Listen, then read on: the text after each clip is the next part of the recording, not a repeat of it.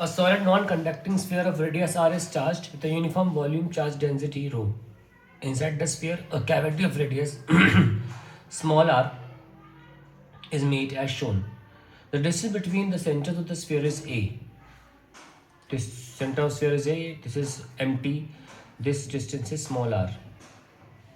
An electron E is kept inside the cavity here. I'll make the cavity like this. Electron is here, okay? Now, this is center of the sphere which is like filled with, this distance is A. And it's non-conducting. Electron is kept inside the cavity at an angle 45 degree as shown. If at t equal to 0, this electron is released from point P. Calculate the time it will take to touch the sphere on the inner wall again. See, we have done such questions where in cavity in a non-conducting sphere the electric field is uniform like this. Okay, and you can easily prove it. Suppose I am having this sphere, I am having the cavity. How I can prove it? Take any point inside. Okay, any point. Consider the cavity is not there for the time being. Consider there is no cavity. Complete sphere is there. So here the electric field will be rho x by 3 epsilon. If I am taking this as x vector, not x direction, x vector. Now consider there is a minus charge in this cavity, so that when there's a plus and then minus, if you add, this becomes a void. So assume there's a minus charge. So one electron will be like this due to positive charge inside the sphere, and one will be like this due to the negative charge. I'm calling it y vector, x vector. So due to the negative charge, this is due to positive charge of the bigger sphere, this is negative charge due to cavity, but the formula will be same because charge density is same, rho y by 3 epsilon. Now when I'm adding the two, see what do I get? E plus plus E minus, I get rho by 3 epsilon x plus y, and when I do x plus y, I get this distance between the two centers, which is rho by 3 epsilon, simply A. So we got the electric field as uniform because finally electric field does not depend on any factor, it is entirely constant, and it is also in direction of A. A direction is horizontal.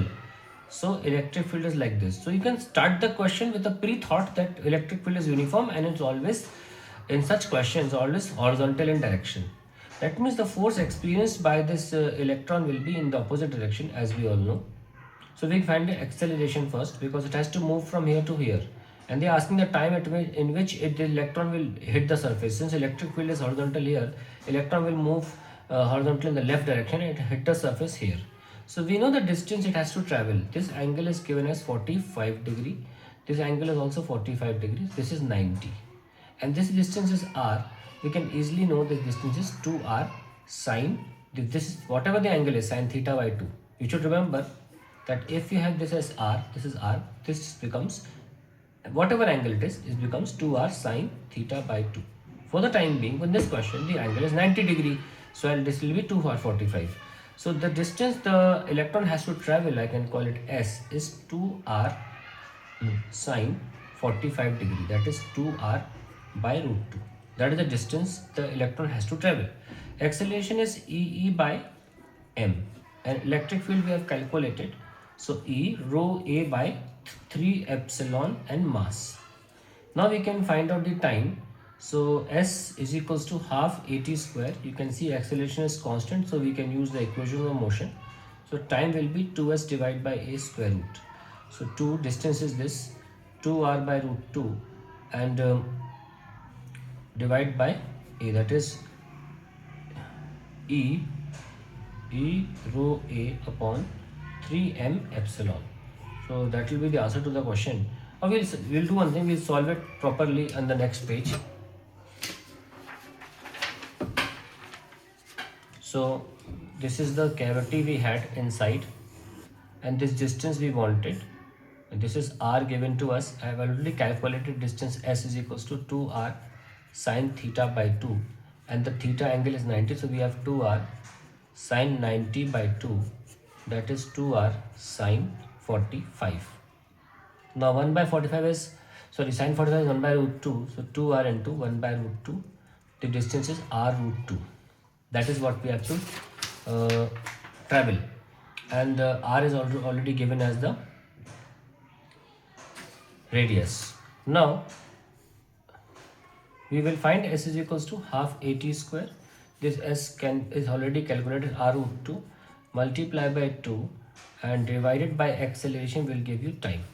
Now what is the acceleration we got? Acceleration was called QE by m. Here the charge is electron. Electric field is rho a by 3 epsilon divided by mass. That is the acceleration.